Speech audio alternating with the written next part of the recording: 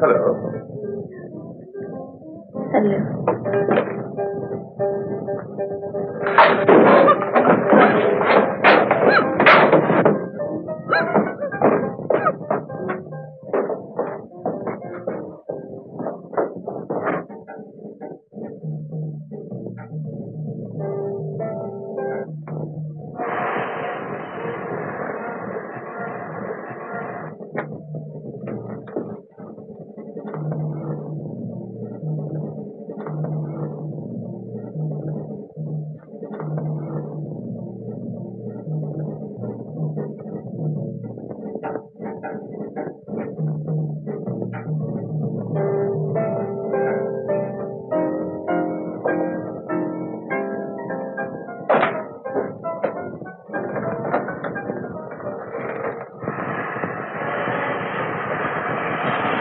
না না না, গাড়ি ঘুরিয়ে নিন।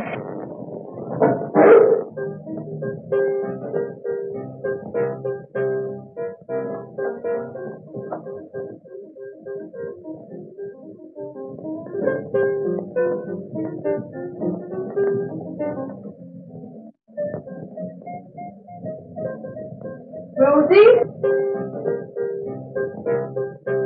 Rosie?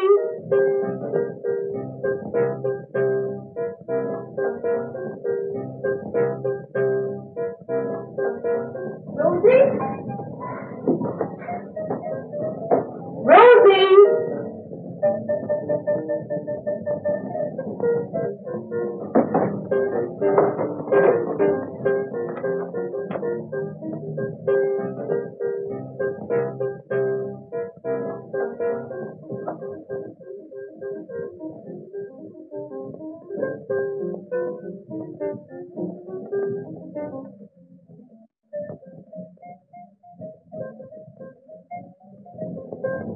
This is your house? Dr. Das's house. You pay him rent?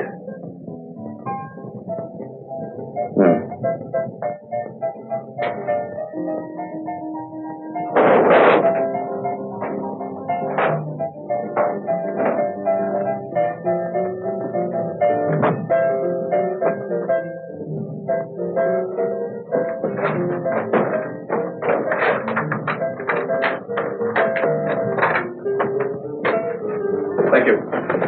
Goodbye.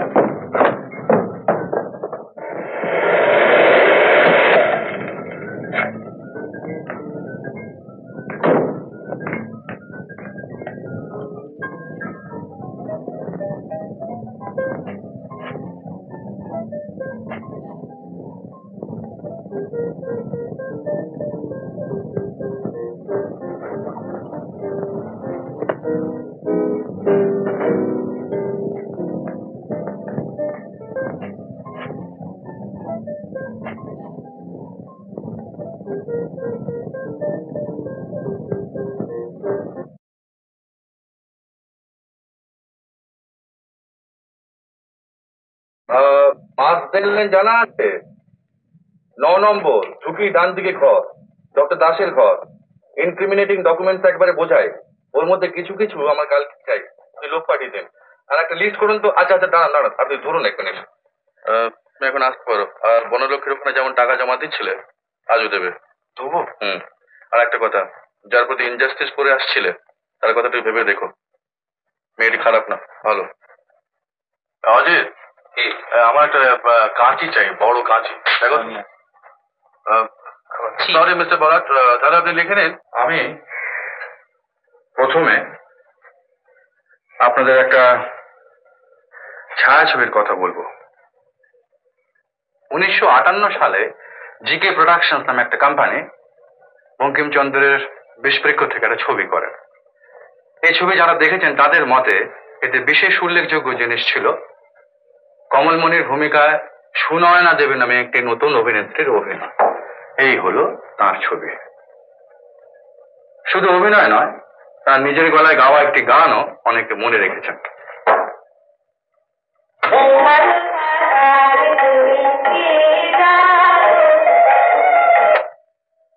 এই সুনয়না দেবী ছিলেন বিবাহিতা এবং সধবা।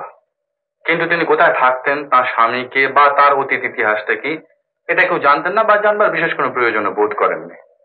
যাই হোক, এই বিষবৃক্ষ ছবির কাজ যখন চলছে তখন দত্ত দাস কোম্পানি জুয়েলার্সের মুরারি দত্ত বলে এক ভদ্রলোক এই ভদ্রমহিলার সঙ্গে পরিচিত হন এবং তার প্রেমে পড়েন। ভদ্রলোকটি তার দোকান থেকে বেশ কিছু গয়নাগাটিও এই মহিলাটিকে দিয়ে যথারীতি প্রেমিকের কর্তব্য পালন করেন। এই প্রেমে পড়ার কিছুদিন পরে একদিন রাত্রে দত্ত দাস কোম্পানির পিছন দিকের লাগোয়া একটি ঘরে এই মুরারি বাবুকে পিছন দিক থেকে ছুরি মেরে কে যেন খুন করে এবং সেই দিন রাত্রেই ওই ঘরের সিন্দুক থেকে প্রায় 1020 টাকা চুরি হয়ে যায়। খুনের রাত্রে যে সুনয়না দেবীর মুরারি বাবুর ঘরে যাওয়ার কথা ছিল, এই খবর আমরা পেয়েছি মুরারি বাবুর বিশিষ্ট বন্ধু রমেন মল্লিক মশাইয়ের কাছ থেকে। রমেন বাবুর কথা অনুযায়ী এই খুনের কদিন পর সুনয়না দেবীর নামে একটা ওয়ারেন্ট বেরোয়, কিন্তু মহিলা সম্পূর্ণ নিখোঁজ হয়ে যান। এই হলো আমার পূর্ব কথা। এই ঘটনার 8 বছর পরে, আজ থেকে ঠিক 7 দিন আগে, আমি আমার ঘরে বসে এই সুনয়না দেবীর উল্লেখ শুনি আপনাদের এই কলোনির পরলোকগত মালিক নিশানাথ বাবুর কাছ থেকে। নিশানাথ বাবুর কিরকম একটা ধারণা হয়েছিল যে এই সুনয়না দেবী ছদ্ম নামে ও ছদ্মবেশে এই কলোনিতেই বসবাস করছে। অর্থাৎ তিনি বলতে চেয়েছিলেন যে বনলক্ষ্মী দেবী, মুকুল দেবী বা নজর বিবি, এই 3 জনের মধ্যে কেউ একজন হচ্ছেন আসলে সুনয়না দেবী। এই ধারণা বদ্ধমূল হওয়ার সঙ্গে সঙ্গে এই কলোনিরই কেউ নিশানাথ বাবুকে নৃশংসভাবে হত্যা করে। হত্যার রীতি দেখে আততায়ীকে পুরুষ বলেই মনে হয়। খুনের টাইম ছিল রাত 10টা।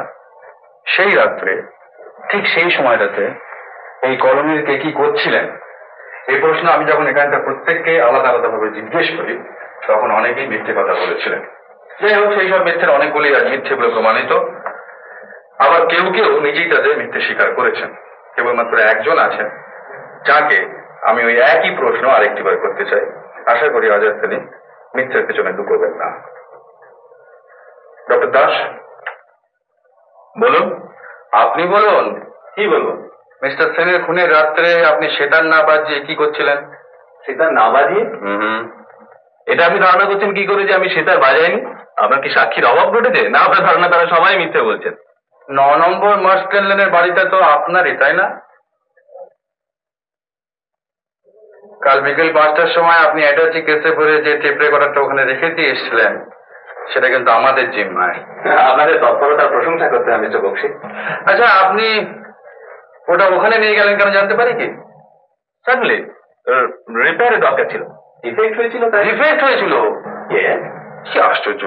কিন্তু জিনিসটা তো বাজছে ঠিকই।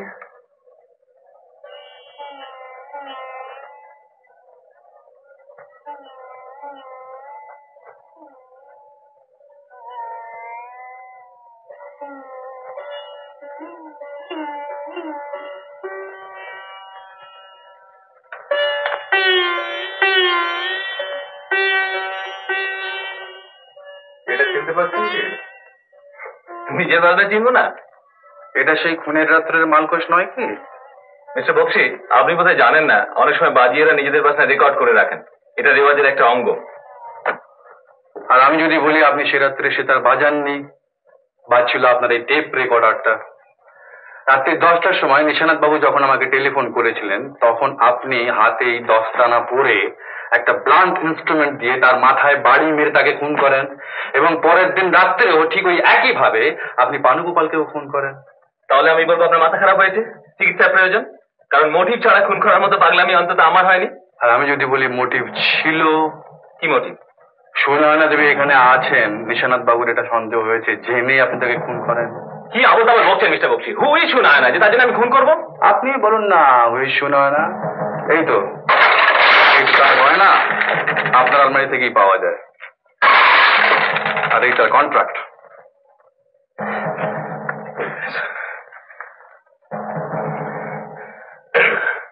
সুনয়নার সঙ্গে আমার পরিচয় ছিল না, সে কথা তো আমি বলিনি।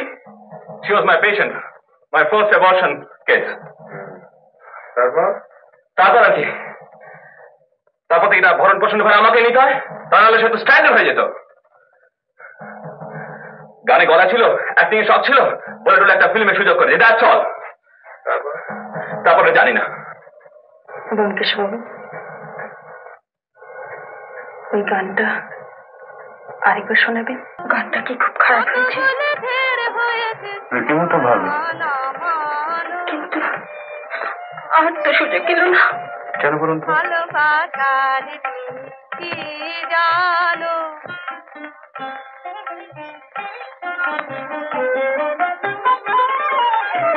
ওকে জিজ্ঞেস করুন না, ও আমার স্বামী।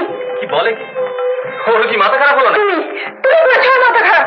ভালোবাসার ভান করে টাকার লোভ দেখিয়ে ছিল জানেন? আমাকে দিয়ে জঘন্য কাজ করিয়েছো। তুমি এই অবস্থা থেকে আমি তো উদ্ধার করেছি। তোমার জীবন শুধু পাল্টে দিয়েছে জানেন?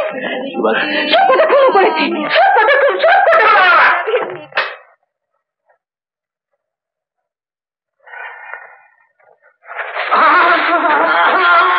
করেন কি স্যার, করেন কি? হ্যাট্রিক করলেন, আর একটু পুরস্কারটা নিয়ে যাবেন না?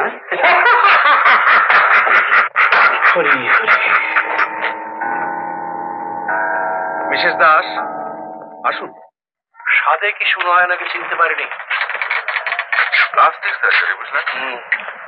আমার টেবিলের উপরে প্লাস্টিকের ফুল রেখে হঠাৎ স্ট্রাইক করলো। তারপরে কমল মনের ছবির থেকে নাক কেটে বনলক্ষ্মী ছবির উপর জুড়ে তবে কনফার্ম করলাম। কি বিচিত্র এইসব চরিত্র বলুন তো, বাইরে এক ভেতরে আর এক। তাই তো বলি, মানুষের উপর শিওর হওয়ার কোনো উপায় না না। না, কিন্তু আমার বাসুকির ওপরে বাসুকি হয়, আমার বাসুকির ওপরে কোন রকম সন্দেহ নেই। অজিতকে বিশ্বাস করতে পারবো না, কিন্তু একে বিশ্বাস করবো।